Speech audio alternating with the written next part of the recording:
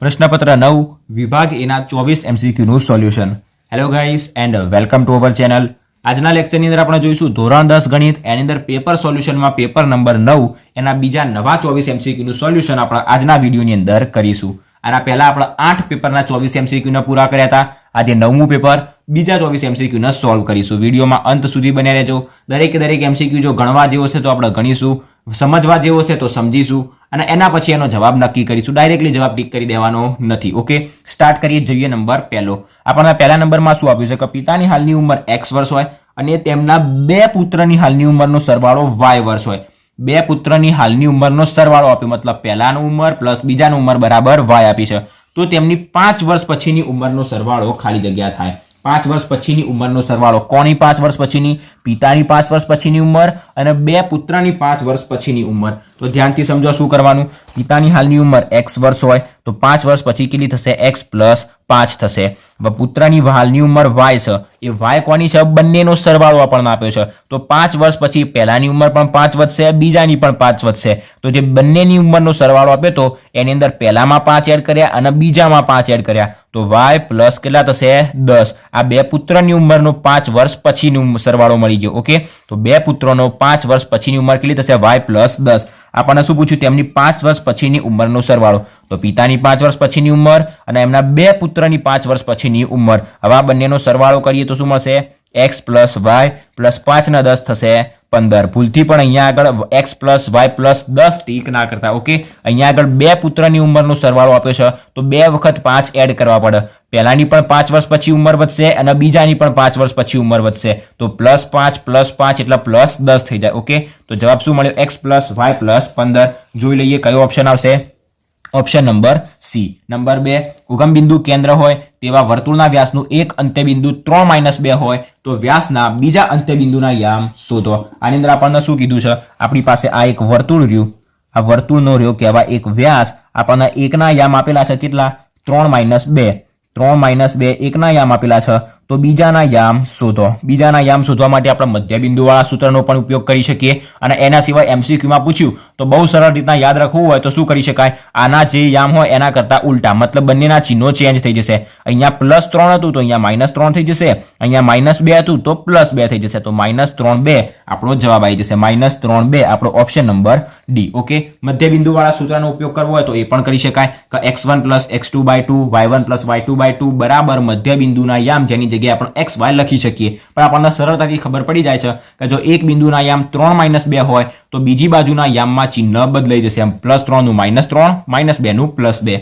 Number 3 જોઈએ. સમાંતર શ્રેણી 12 x y - 2 હોય તો x + y બરાબર ખાલી જગ્યા. કઈ શ્રેણી આપી છે? 12 x y અને -2 હોય તો x અને y નો સરવાળો પૂછ્યો છે. શું કરવાનું? દરેકની અંદર યાદ હશે. પહેલામથી બીજામાંથી પહેલાની બાદ કરવાનું, ત્રીજામાંથી બીજાને બાદ કરવાનું, ચોથામાંથી ત્રીજાને બાદ કરવાનું. બાદ કરો. દરેક વચ્ચેનો સામાન્ય તફાવત કેવો હોવો જોઈએ? સરખો હોવો જોઈએ. જો સામાન્ય તફાવત સરખો હોય તો જ આપેલી શ્રેણી કેવી હોય? સમાંતર શ્રેણી હોય. અહીંયા કહી દીધું છે કે આ જે આપેલી રહી એ શું છે? સમાંતર શ્રેણી. મતલબ બધાનો સામાન્ય તફાવત કેવો હશે? સરખો હશે. તો પહેલો સામાન્ય તફાવત x - 12, બીજો સામાન્ય તફાવત y - x, ત્રીજો સામાન્ય તફાવત -2 - y. તો અહીંયા આગળ આપણે શું કરીએ? પહેલો અને ત્રીજો જે સામાન્ય તફાવત રહ્યો એને સરખાઈએ, બીજાને ગણીએ નહીં. પહેલો સામાન્ય તફાવત x - y એ કોના બરાબર હશે? ત્રીજો સામાન્ય તફાવત -2 - y ના. ઓકે, -y ને ડાબી બાજુ લઈ જઈએ તો x પ્લસ y થઈ જશે બરાબર -2 એમના એમ, -12 જમણી બાજુ આવશે તો +12.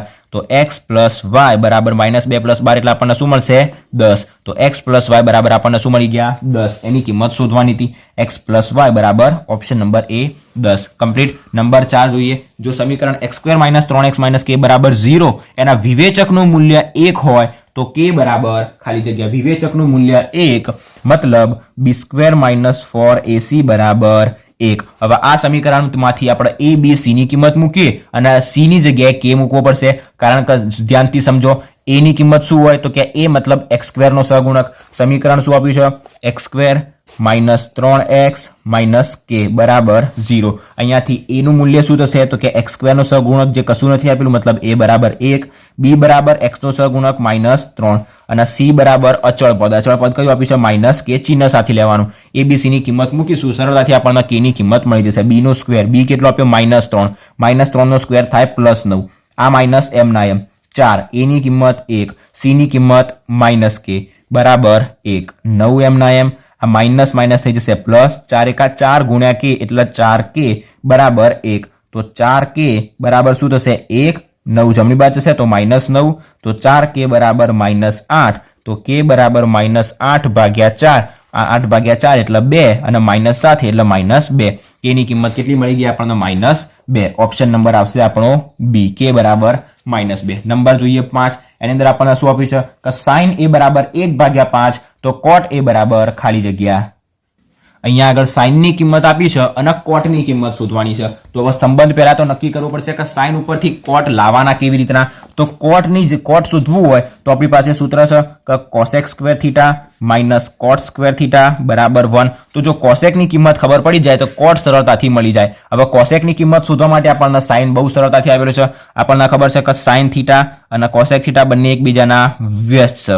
મતલબ જો sin થીટા ની કિંમત કેટલી આપી છે 1/2 હોય તો cosec થીટા એના કરતા ઉલટો થઈ જાય, 1/2 નું 2/1 થઈ જાય. મતલબ એની કિંમત કેટલી મળી જાય 2 મળી જાય. હવે 2 કોની કિંમત મળી cosec થીટાની, આની અંદર મૂકીએ તો cosec સ્ક્વેર કેટલો થશે 2 નો સ્ક્વેર એટલે 4 માઇનસ cot સ્ક્વેર થીટા બરાબર 1. cot સ્ક્વેર ને જમણી બાજુ લઈ જઈએ તો 4, આ 1 ડાબી બાજુ આવશે તો -1 બરાબર cot સ્ક્વેર થીટા, તો 4 - 1 એટલે 3 બરાબર cot સ્ક્વેર થીટા. તો cot થીટા બરાબર શું મળે વર્ગમૂળ 3. ઓકે, આ બાજુથી વર્ગ કાઢીએ તો આ બાજુ વર્ગમૂળ લાગી જાય, તો વર્ગમૂળમાં 3 આપણને શું મળશે એનો જવાબ વર્ગમૂળમાં 3, ઓપ્શન નંબર બી. નંબર જોઈએ 6. નંબર 6 પણ બહુ જ સિમ્પલ આપણને આપ્યું છે. શું કીધું છે કે x બાર માઇનસ z 3 હોય અને x બાર પ્લસ z 45 હોય તો m ની કિંમત શોધો. m ની કિંમત શોધવા માટે આપણી પાસે x બાર અને z હોવો જોઈએ, જે શોધવા માટે આપણને બહુ સિમ્પલ હિન્ટ આપેલી છે. શું કીધું છે કે x બાર માઇનસ z બરાબર 3 અને x બાર પ્લસ z બરાબર 45, તો એમની કિંમત શોધવાની. પહેલા તો આનો શું કરી દઈએ બંનેનો સરવાળો કરીએ તો -z પ્લસ z કેન્સલ થઈ જશે. x બાર પ્લસ x બાર એટલે 2x બાર બરાબર 3 ને 45 થશે 48. તો આના ઉપરથી x બરાબર શું મળે તો 48/2 મતલબ 24. x ની કિંમત 48 મળી, સોરી x બાર ની કિંમત 48 મળી. હવે x બાર ની કિંમત જે 24 મળી એ આ બેમાંથી કોઈ પણ એક સમીકરણમાં મૂકી દઈએ એટલે આપણને z ની કિંમત મળી જાય. તો પહેલું જ સમીકરણ લઈએ, x બાર પ્લસ z બરાબર 45, x બાર મળ્યા 24 પ્લસ z બરાબર 45, તો z બરાબર શું મળશે 45 માઇનસ 24. 45 માંથી 24 જાય તો કેટલા બચશે 5 માંથી 4 જાય તો 1, 4 માંથી 2 જાય તો 2, એટલે આપણને z ની કિંમત મળશે 21. અહીંયાથી આપણને x બરાબર મળ્યા 24 x બાર અને z બરાબર મળી ગયા 21. હવે આપણે m ની કિંમત શોધવાની રહી.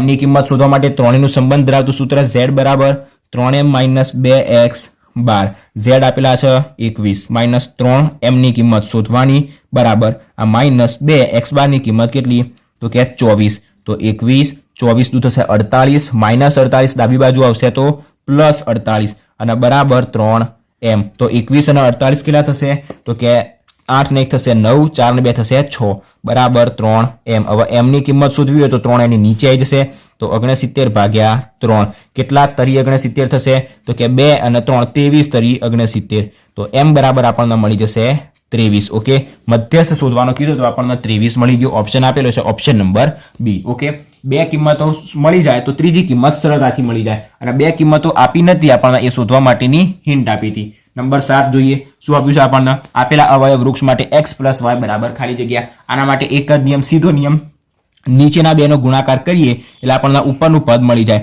2 દુ 4 તો y ની જગ્યાએ 4. હવે આ બે નીચેનાનો ગુણાકાર કરીએ તો ઉપરનું પદ મળે 5 ચોક 20. ઓકે, અને 20 તરી કેટલા મળી જાય 60 મળી જાય. x ની જગ્યાએ 20 મૂકીએ તો 20 તરી 60. અહીંયા પણ x ની જગ્યાએ 20 મૂકીએ તો પણ 20 તરી 60 મળી જાય. નીચેના બેનો ગુણાકાર આપણને ઉપરની કિંમત આપે.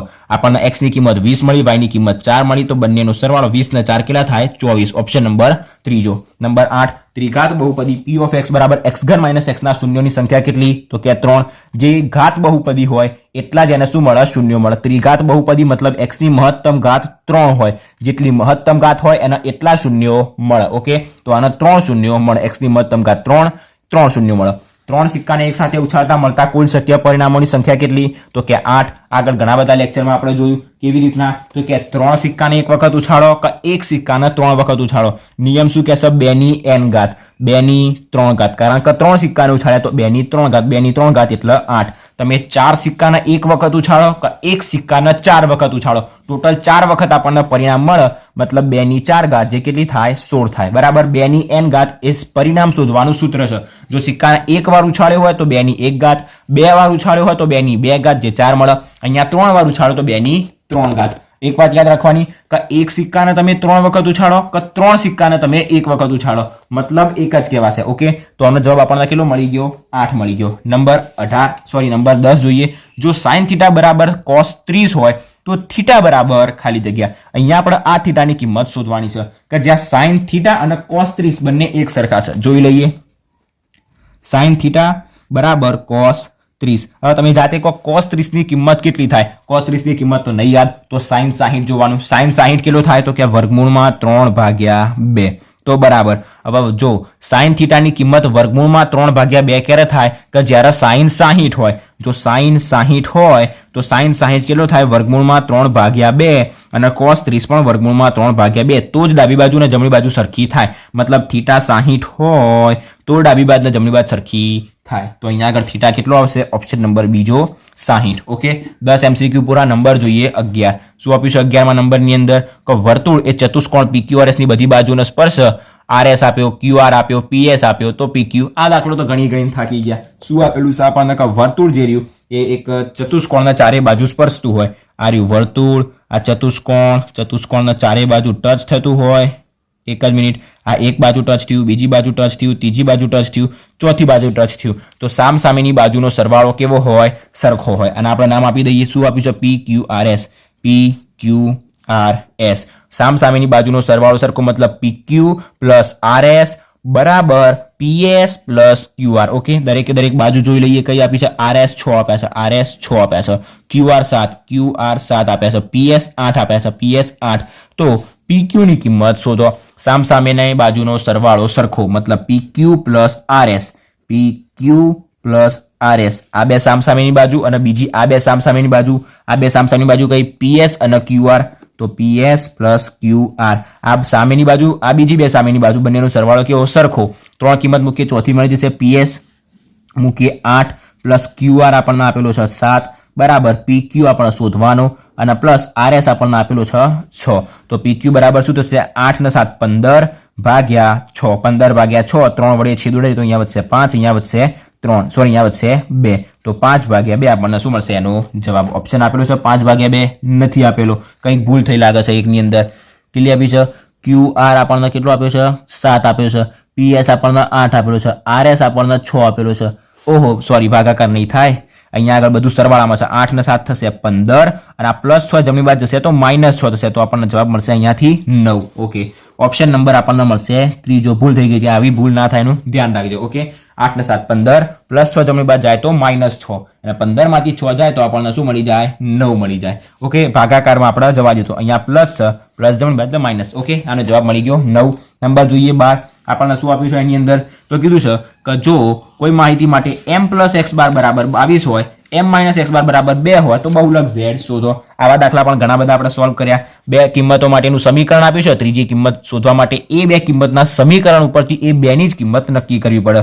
m માઇનસ x બાર બરાબર 22, m પ્લસ x બાર અને m માઇનસ x બાર બરાબર 2. તો ડાયરેક્ટલી પહેલા તો બંનેનો સરવાળો કરીએ. x બાર કટ થઈ જશે. 2m બરાબર 22 ને 2 થશે 44. તો m બરાબર 44/2 એટલે 22 મળશે.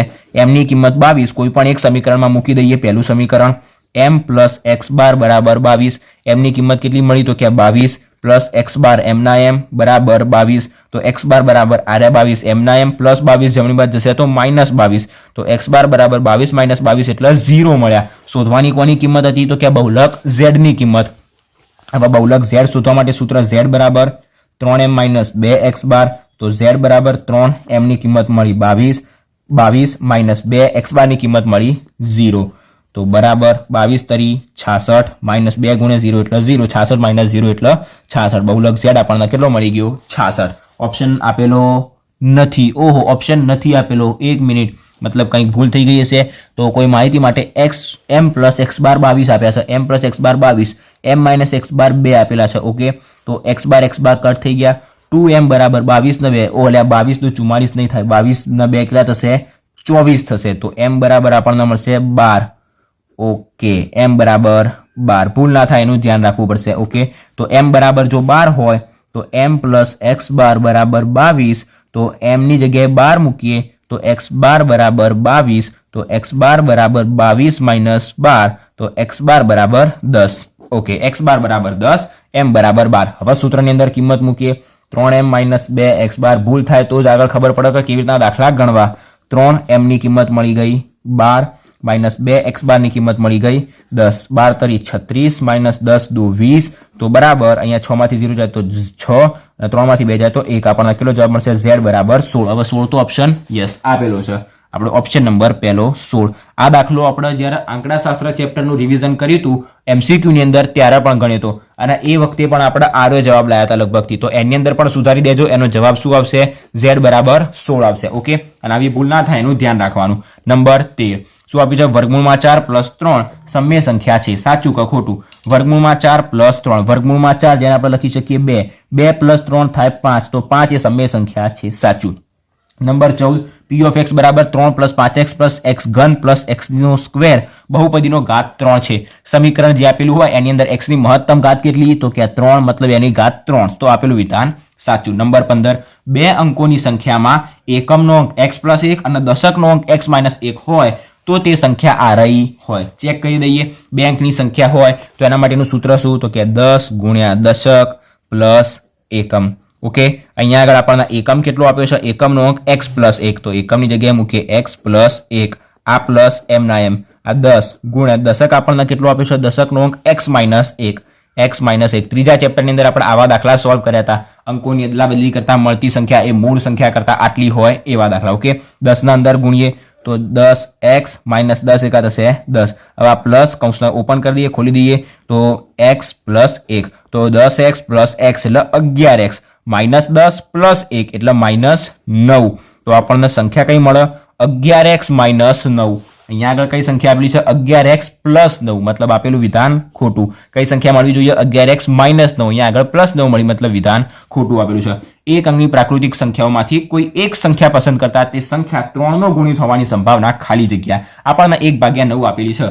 આપણે ચેક કરી લઈએ કે શું સાચું છે કે ખોટું. શું કીધું? એક અંકની પ્રાકૃતિક સંખ્યાઓ, એક અંકની પ્રાકૃતિક સંખ્યાઓ, પ્રાકૃતિક સંખ્યા 1 થી સ્ટાર્ટ થાય, 1000, 2, 15, 20, 40,000 આગળ સુધી જાય અને આપણને એક અંકની કીધી છે. તો એક અંકની છેલ્લી પ્રાકૃતિક સંખ્યા કઈ આવે? 9, કારણ કે 10 એ 2 અંકની સંખ્યા થઈ જાય. તો નીચે શું આવશે? કુલ શક્ય પરિણામોની સંખ્યા 9, 1 થી 9. ઓકે, હવે ઘટના ઉપર શું આવશે? ઘટના એ માટેના શક્ય પરિણામોની સંખ્યા. ઘટના એ શું કહે છે કે પસંદ કરેલી સંખ્યા એ 3 નો ગુણિત હોય. હવે 1 થી 9 ની અંદર 3 ના ગુણિત કેટલા? તો કે એક તો 3, 6 અને 9. આ 3 જ એ 3 ના ગુણિત છે.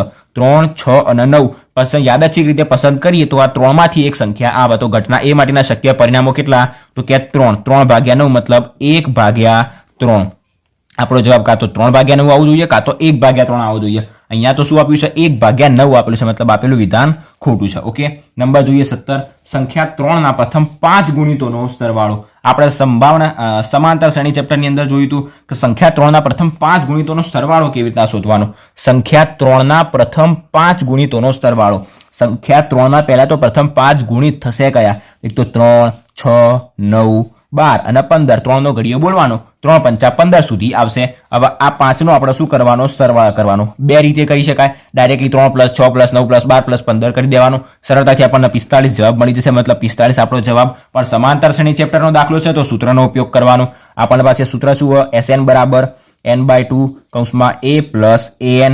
શા માટે an વાળું સૂત્ર આપ્યું? કારણ કે આપણને અંતિમ પદ આપેલું છે 15, પ્રથમ પદ થશે 3. તો અહીંયા Sn, n ની જગ્યાએ શું મૂકવાનું? આપણને શું કીધું છે કે પ્રથમ 5 ગુણિતોનો સરવાળો. પ્રથમ 5 ગુણિતોનો સરવાળો મતલબ n બરાબર 5 મૂકીશું. તો s n ની જગ્યાએ 5 બરાબર 5/2. a ની જગ્યાએ કેટલું મૂકીશું? પ્રથમ પદ 3, અંતિમ પદ an બરાબર આપણને આપેલું છે 15. તો 5/2, 15 ને 3 થશે 18. છેદ ઉડાડીએ તો 9 દુ 18, તો 9 અને 9 પંચા 45. ઓકે, તો આપણને S5 5 પદોનો સરવાળો 45 મળી ગયો. ડાયરેક્ટલી પણ આપણે આ 5 પદોનો સરવાળો કરીશું તો પણ આપણને 45 જ મળશે. ડન. તો બંને રીતથી આપણે ગણી શકાય. આપણને સરવાળો કેટલો મળ્યો? 45. નંબર જોઈએ 18. નીચે આપેલ આકૃતિમાં પીએ અને પીબી, પીએ અને પીબી ઓકે બે સ્પર્શક છે. ઓ કેન્દ્રિત વર્તુળના સ્પર્શકો છે બરાબર. AOP 55, AOP 55 મતલબ આ નાનો ખૂણો 55 આપેલો છે. તો APB શોધો, APB આખો ખૂણો શોધવાનો છે.